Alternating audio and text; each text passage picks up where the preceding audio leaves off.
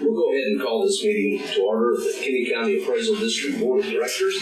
The time is 5 p.m. It is Tuesday, March the 11th, 2025, and we are at the Kinney County Appraisal District office, and we have an agenda that's been duly posted according to the law. And this evening, we do have a full quorum present, so we'll call our meeting to order and take a moment to welcome everybody to our meeting. Appreciate you taking time to be here, and we'll continue with our business, which is the oath of office to be administered to Marla Madrid. Okay, so you have your sheet before you, so we can cheat on that. Just repeat after me. In the name and by the authority of the state of Texas. In the name and by the authority of the state of Texas. I do solemnly swear or affirm. I do solemnly swear or affirm. That I will faithfully execute the duties of the office of director of the Kinney County Appraisal District. That I will faithfully execute the duties of the office of director of the Kinney County Appraisal District. And will to the best of my ability preserve, protect, and defend the Constitution and laws of the United States and of this state, so help me God. And will, to the best of my ability, preserve, protect, and defend the Constitution and laws of the United States and of this state, so help me God. Just need your signature on there. Congratulations. Congratulations. Welcome back for 2 years. Yeah. Yes.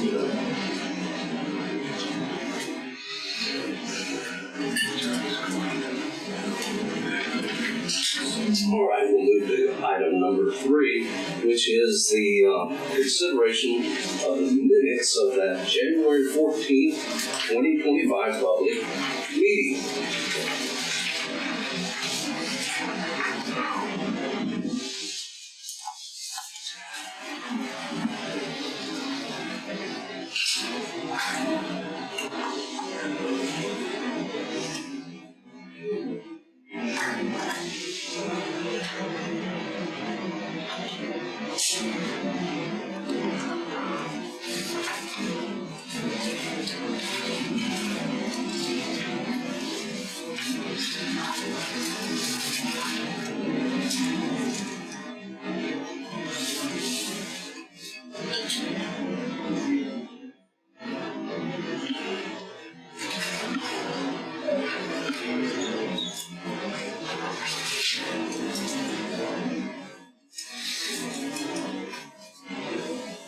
Have any additions or corrections to the minutes? We have a motion to approve those minutes of January 14th, 2025. Do we have a second? I'll second those. Okay, we have a second. Any discussion on the motion to approve the minutes? If there be none, all in favor signify by saying aye. Aye. Any opposed? And the motion carries. I'll abstain. Okay. May the record reflect that Marla abstained on the vote to approve the minutes. Item number 4, presentation of annual audit report by Derek Walker of Coleman and Horton Company. Let me get you on the line.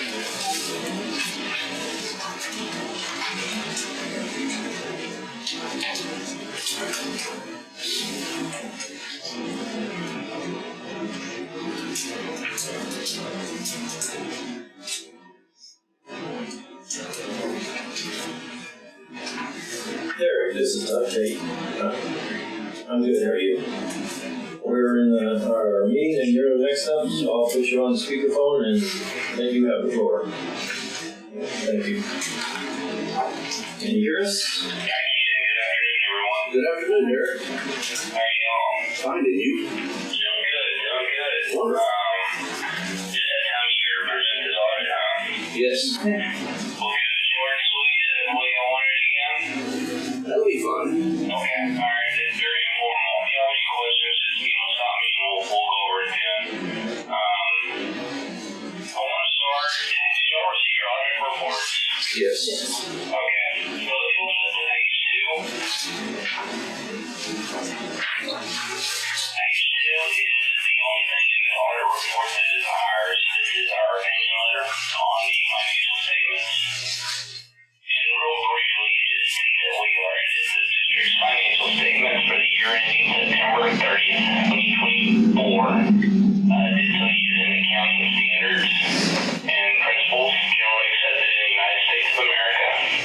And it goes on to state that that in our opinion, which is that second paragraph, it states that we believe that in all material respects, the operations of the district present fairly the operations of the district. This is also known as a clean or an unmodified audit opinion. So it's the highest level of assurance an auditor can give on a set of financial statements. So congratulations to the district in that regard. There's a bunch of stuff in here. Plenty good reading if you need to fall asleep at night. I just kind of want to go over a couple of your financial statements. So if you'll flip to page 11.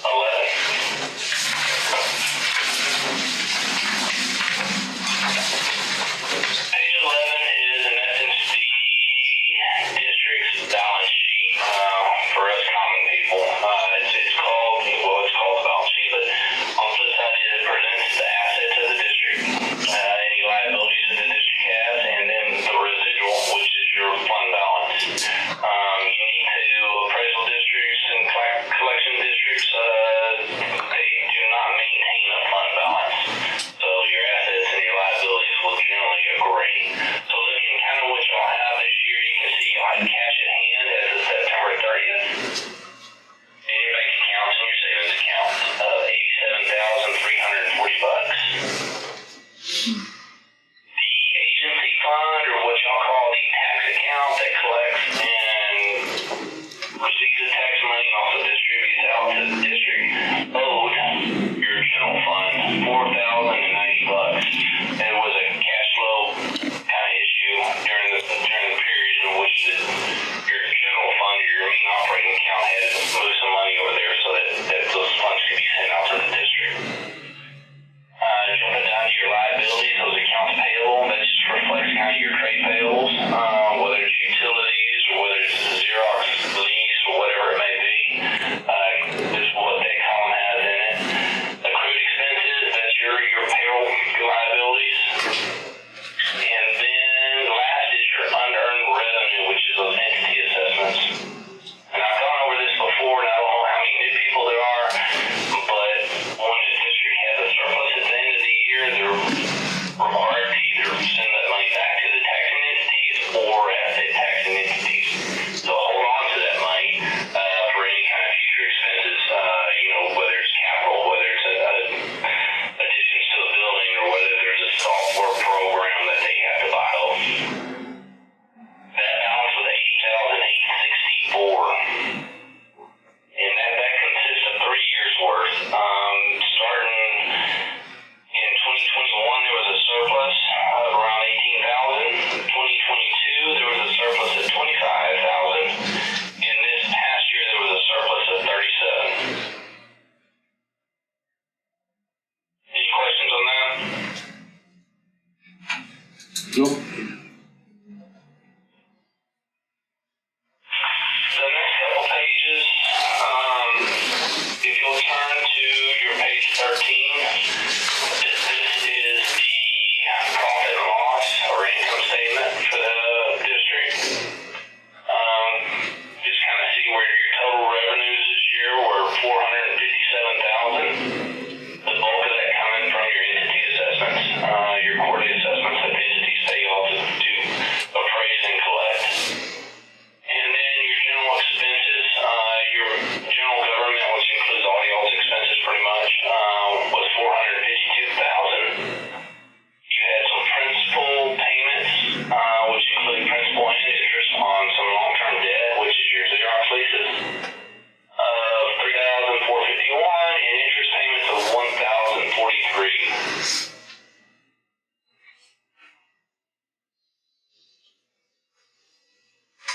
Looking at the capital assets of the district, you'll turn over to page 23.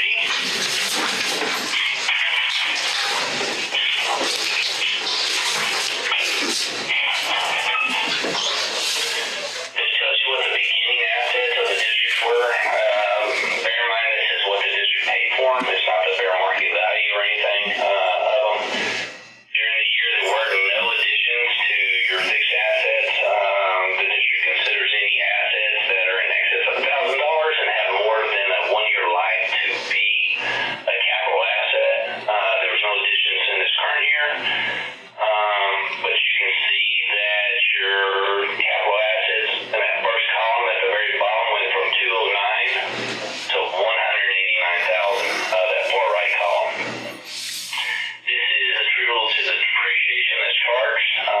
If any of y'all are business owners, y'all know exactly what depreciation is. You're able to take, based on the life of the asset, you take a percentage every year and charge that as a depreciation expense to show that that asset's being used and it's eventually will become worthless at the end. So.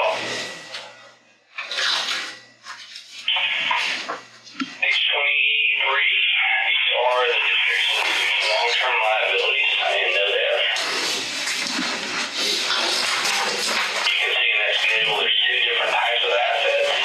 One is a right-to-use lease asset. That is the district's copier. And the next is your accrued vacation that your employees have. Looking at your 9/30/2024 balance, 1, 2, 3, 4, 5 columns from the left. The district had long-term liabilities of $24,056. The bulk of that being in accrued vacation.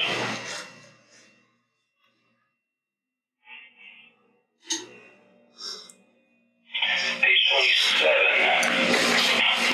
We just always like to know that we do inquire the attorneys to see if there's anything that we are required to book, maybe a contingent liability, whether it's a lawsuit or, but the attorneys for the district said, although there are some pending lawsuits out there, it seems like the only thing that they're after is, a reduction in taxes for a refund in taxes. So that doesn't appear to be any kind of liability for the district, and so thus we did not book anything.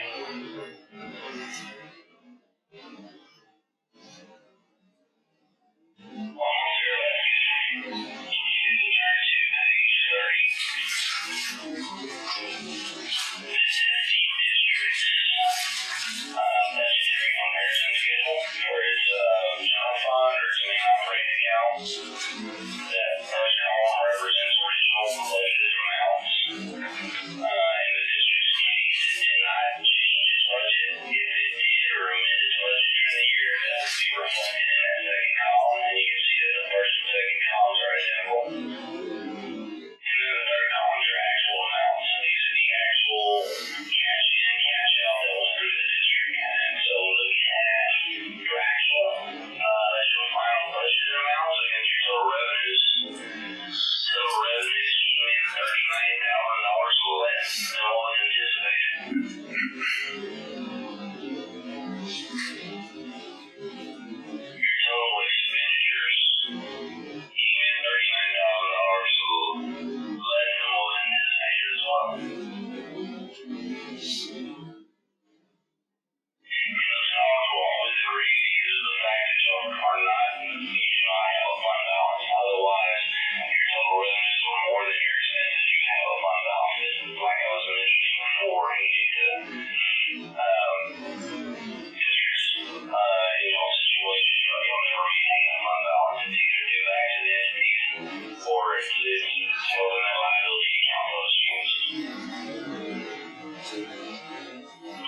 But overall, coming into the audit, we didn't have any situations that were required to disclose to y'all.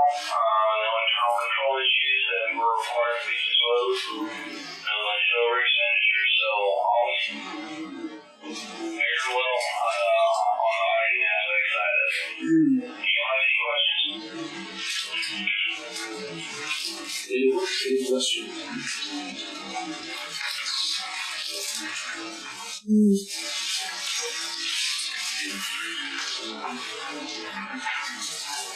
I don't think we have any questions, sir. Well, I appreciate it. Like I said, go to sit there at night and read this. Our names are numbers at the top of our appraisal letter. If you have any questions or anything like that, we're always here to help if you need anything. Will do. Well, thank you. That's all I have. Okay, thank you very much. Well, thank you, Mr. Derek. We'll be talking to you later today. Have a good day. Is it part of the book? Yes, sir. Yes, sir. Yes. All right. Any other discussion concerning the annual audit report? it's not an action item, so simply the presentation of the report. So if there be no question, we'll move on to item number 5, which is the receipt of public comment.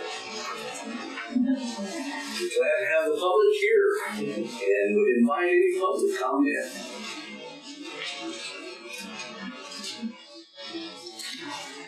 Yes, ma'am. Do I have to stand? No. Oh, thank you. I'm Cecilia Sanchez. She's better known as Mrs. Sanchez. Lori Jonas is my daughter that works here with Todd, Jean, and Allison, and Mr. Steve. And I just want to tell Mr. Todd and the board, since having to be here tonight, thank you for giving her the opportunity to have a full-time job here in Kinney County. I really am grateful. I know she's worked hard and she's dedicated and she really enjoys the job and she enjoys her co-workers very much. Well, thank you. Damon, I'm going to address my comments to you. I know that you felt last month's meeting that the part-time job should not be made full-time. Well, what do you know about the job responsibilities of Todd, Jean, Steve, and the 2 girls that work here? Do you know how hard they work and how dedicated they are to the responsibilities given to them for the county? Do you? I'm not sure what you're asking. I understand what you're saying, but I'm not sure what you're asking. Do you know? I'm not opposed to anybody having equal time. All right. And do you really think that these 2 women are stupid and need to be fired? I have no comment about that. That answers my question. Okay. Thank you for your time. Sir, thank you. All right. Any other? Yes, I did not know about Miss Marge, but congratulations. It's on the schedule. Oh, It hasn't happened yet. Oh, okay. Excuse me, I'm sorry. Okay. No. Okay. It's something that we are definitely working toward. Well, I think that's wonderful. There is a date set. I knew that, but I forgot. That's okay. I apologize. You do not apologize. I think, because we know she works very hard. We know she works very hard. Oh, yes. As all of them do. Yes. We got a great staff here. Yes, you do. And do we have any other public comment? All right. Let's move on to item number 6. Did you have a comment? County Activity Report. You have your sheet there. Just a little bit about what's been going on. First of all, the budget recap year to date. It's on that this sheet here. We are at 38.1% of the budget spent. We are almost halfway through our budget cycle, so we're doing good on that end. We've got some big expenses coming up in the next week, so that will probably change. Then the collections for this year, we are at 90.85%, which is about 4% lower than the same time last year for the general. Now, the school specifically, we're at 95% on collection for the school. Our appraisal period has progressed according to our reappraisal plan. Steve and Lori, but Allison also included, and I've been involved in a little bit of it, but Steve's has gotten all the portion of the fort that needs to be appraised this year is already done. And about 99%, correct, Steve? Brackettville. We put the pressure on him. He's on the deadline. He's been pulling late-nighters this week, so you've seen his car parked here. He's been putting the nose to the grindstone here. But we're about 99% complete with the reappraisal plan. We did the flight for the rural area March 5th. We still have to process that data, but it has been acquired, so just a matter of going through it. Then next week, from Monday through Wednesday, the office will be closed for our scheduled trip to, it says, I don't know what town I wrote there. It's supposed to say Frisco, but I wrote, my fingers got out of order, so. But we're going to Frisco, Texas to our software supplier, Harris Government BIS conference, which not only will there be opportunity to learn our systems better, but we also get continuing education, which we are all lacking. I'm needing 15 some hours for my next certification renewal. Gene, where are you at? I got about 15 more to go. So we'll be able to pick up quite a few hours. So if anyone asks next week, Monday through Wednesday, that's where we're at. And then our appraisal notices, we will be mailing out 100% notices this year. So everyone's going to be getting one, and our first mailing will be, it's scheduled to be April 1st. So we've already started working with the printers to make sure those are, all the preliminary stuff is being done. And so that's pretty much it. Other than the day-to-day, just keeping going, so. Not much more else to say.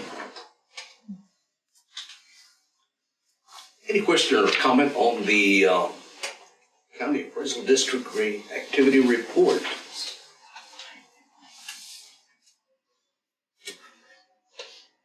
Okay, if there be none, then we'll proceed with item number 7, which is the appointment of the Agricultural Committee members. Those being Zach Davis, Randy Schott, and Marge, Damon, DeGeorge. We've not had, one person that's not on there that was on last year was staying in Coleman. So health-wise, that's why he's not on there, but the rest of them have agreed to continue participating in the Ag Advisory Board. So we'll probably need to have a meeting with him soon because the drought's not getting any better. And see if we need to change the carrying capacity for the land for our landowners. I did have one inquiry this week about not having animals on their place, and I said, I'm not removing any ag from anyone because of no animals on there due to the drought. And it just would be foolish on my part. So, but that is a big concern right now, and they're the ones that would set that new table. So, and they've served us well. Any questions? Yeah, I'm not clear on what's the charge of the agricultural committee members? What's their charge? When the state requires that we have an ag advisory board that meets at least once a year, so they can advise us on current conditions and stocking numbers, because in this part of the country particularly, it varies. During normal time of year, the stocking rate is 1 animal unit per 50 acres. At this time, we're down to 1 animal unit per 100 acres. And we might have to, under their advice, might even narrow that out more because the land just can't support that number of animals right now. And if there's questions that we need advice on, because Steve's the closest thing to a rancher we've got. And so if we need advice, besides the people here, they're the ones that we would seek. So they provide recommendations? Yes. And they do help in gathering values. Yes. For the ag value. And the odd thing is, we don't understand exactly, and this comes from the state, is how the ag value can vary crossing Sycamore Creek between here and Del Rio. And I don't know, it has varied as much that I remember as $20 an acre difference, and you just crossing the river or crossing the creek. So there needs to be obviously a committee in place to consider this and to make an effort to maintain what we describe as a fair value on ag production. And if not, well, it tends to be totally mandated by the state, and we suffer the consequences locally. So I wanted just to add that little part to the job, and we appreciate those that volunteer to do it. Yeah, and in our audits, it's one of those things that they check on us. If you have an ag advisory board, have they met, and that kind of stuff. So it's required. Thank you. Sure. Any other question or comment on item number 7? If there be none, I would entertain a motion to approve. I'll make, go ahead. I make a motion. Motion by Marla. I'll second. Okay, seconded by Donna. Any discussion on the motion to approve the appointment of the listed members of the Agricultural Committee? Again, those being Zach Davis, Randy Schott, Marge, Damon, DeGeorge. There being no others, all in favor signify by saying aye. Aye. Any opposed? And the motion carries without opposition. Item number 8, discussion of the proposed 2025-2026 preliminary budget approval in order that it may be forwarded to the taxing entities for their review. Yep. We have to have it to them by the 15th.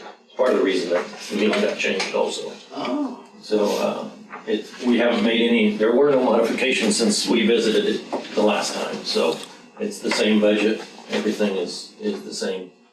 And so this is just your approval. Go ahead and present it as is to the taxing entities. So they can program their budgets around this, what we have in our budget.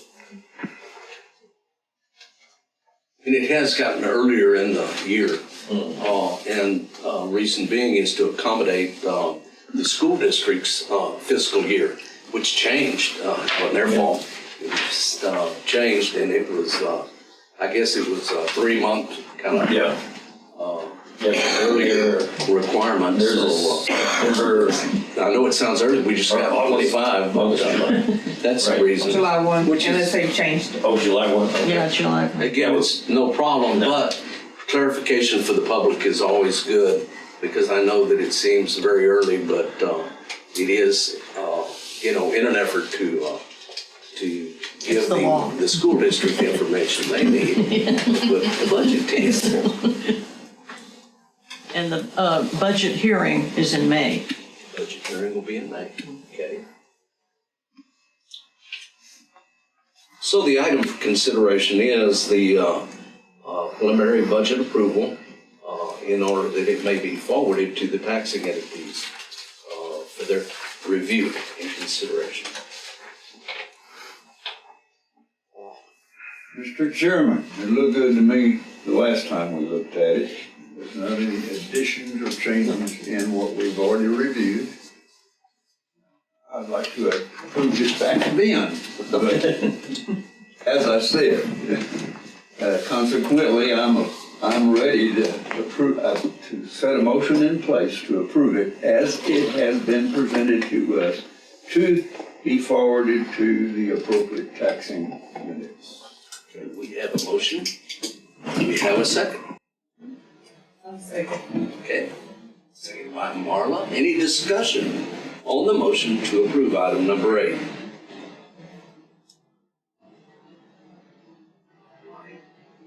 If there be none, all in favor signify by saying aye. Aye. Any opposed? And the motion carries without opposition. Item number 9, discussion approval of the chief appraiser evaluation. And we will probably be more appropriate to go to item number 10 and return to item number 9. So if, with your permission, we'll proceed to item number 10. And that will be the discussion approval of the quarterly modified bill report. Again, you have a copy of it in your packet. There was a minus of $22.90.57. Again, that generally has to do with a exemption or an exemption modification one way or the other.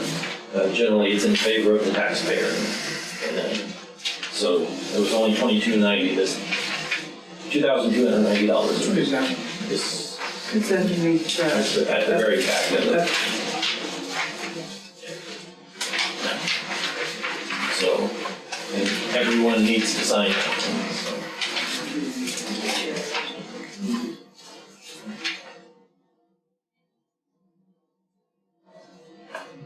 You got this one also, Mr. Tim? Oh. This can, Another quick synopsis, why we're gonna sign this thing? Throughout the year, people qualify for exemptions at different times. And so when they qualify or they're made aware of that they're qualified, once in a while people will come in, they qualified last year for a homestead exemption. They didn't know it, they come in, and then we have to go back and get Retroactive. right. And there's limitations on all those, but disabled vets, once in a while, we do have a lot of vets in the area, so a lot of them, their percentage of exemption changes, so we have to modify when we get their documentation. But generally, it's around homesteads or home, the Disabled vet. Yeah. Once in a while, it'll be an ag, change in ag value, so, but that's generally what they are. question for the answer? No, he's got the copy that everyone needs to sign, so. Question or comment on the modified bill report? Move to approve the quarterly modified bill as presented. We have a motion. Seconded by Donna. Any discussion on the motion to approve the modified bill report? Very well, if there be none, all in favor signify by saying aye. Aye. Any opposed? And the motion carries without opposition.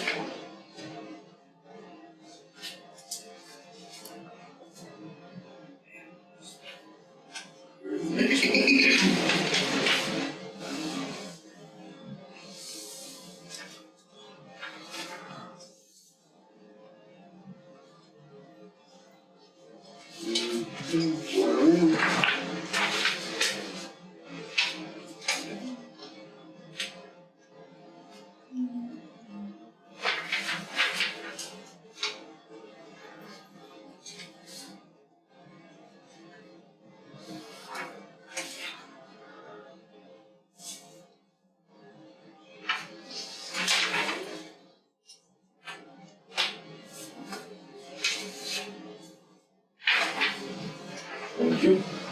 Oops, she's gone.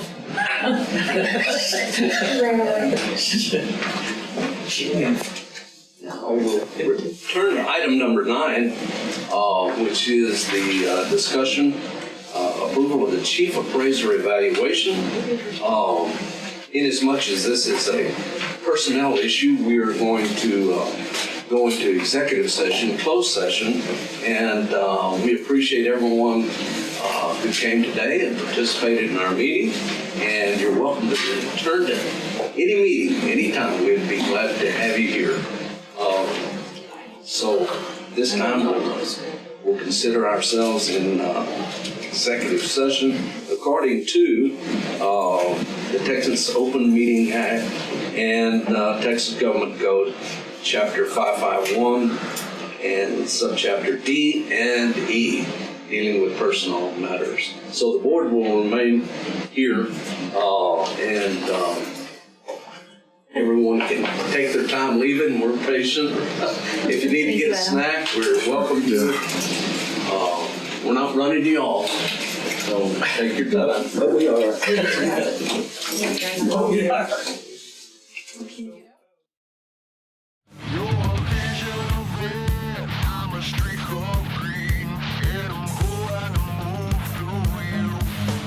Run.